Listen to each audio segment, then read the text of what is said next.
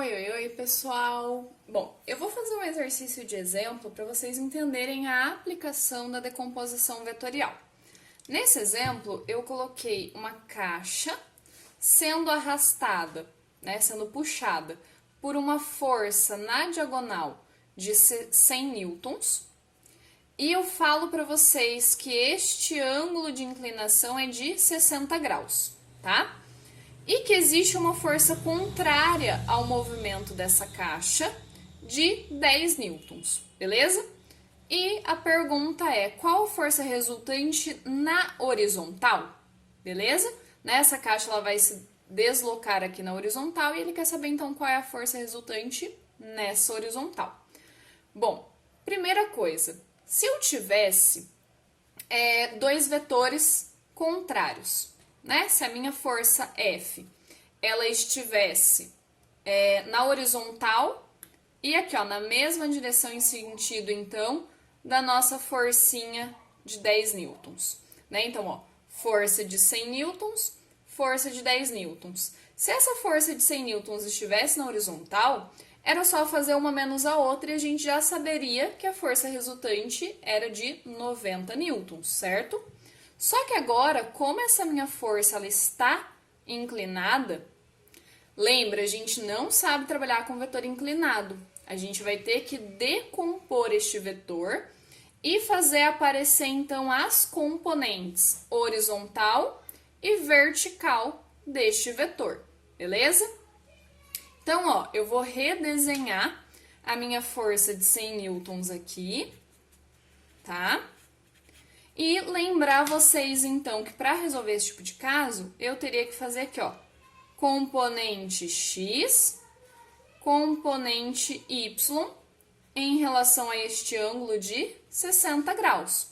E como ele quer a força resultante na horizontal, o mais importante para a gente encontrar aqui é essa componente na horizontal, beleza? Mas como a gente está treinando, eu vou encontrar tanto fx quanto fy para mostrar para vocês como que ficaria.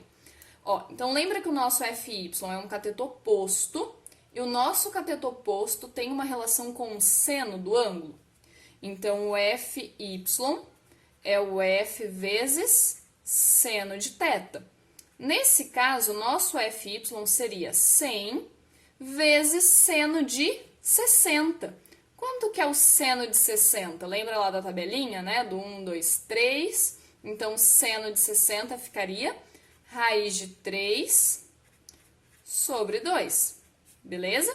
Então, nosso fy, 50 raiz de 3 newtons. Beleza? E o nosso fx é um f vezes o cosseno de θ. Beleza? Então, fx vai ser f, que vale 100, vezes cosseno de 60. Lembra que cosseno de 60 vale meio? Que a gente usou bastante essa relação para a regra do paralelogramo. Então, nosso fx vale 50 newtons, beleza? Então, ó, nós encontramos os valores das nossas componentes vertical e horizontal, porque fica mais fácil a gente trabalhar com horizontal e vertical do que com a diagonal, beleza? Então, agora, ó, lembra que a gente queria o vetor resultante na horizontal?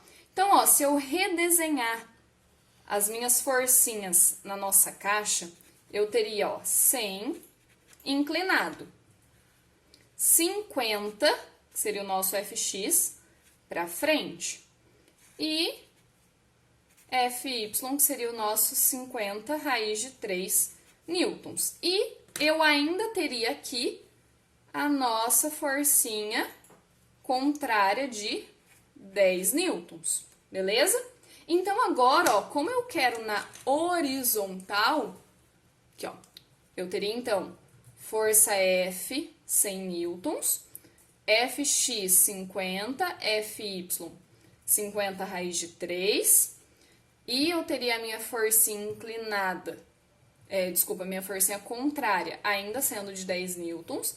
Então, ó, eu redesenhei a nosso diagrama de forças, as nossas forcinhas, acrescentando do que eu tinha antes as minhas componentes x e y, beleza?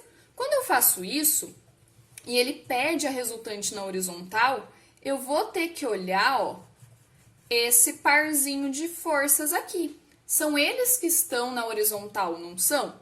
Então, a resultante, nesse caso, como eu pedi na horizontal, é calcular essa resultante aqui. Bom, se eu tenho 50 para a direita, 10 para a esquerda, quanto que vai dar nosso vetor resultante mesmo? Quando as nossas forcinhas estão contrárias, é só subtrair os nossos valores, não é? Então, a força resultante na horizontal, beleza? Então, a gente costuma colocar esse X para indicar que é uma resultante na horizontal. Ela vai ficar sendo apenas de 40 newtons, beleza? Então, ó, lembra que se esse vetor não estivesse inclinado, a gente teria aqui, né, na nossa força horizontal, com a contrária na horizontal também, uma força resultante de 90. A partir do momento que esta forcinha está inclinada, ó, apenas uma parte dela contribui na horizontal, então apenas uma parte dela vai fazer influência nessa resultante na horizontal, beleza? Então, nesse caso, a nossa força resultante na horizontal seria de apenas 40 newtons. Beleza, pessoal? Espero que tenha ficado entendido. Até o próximo vídeo.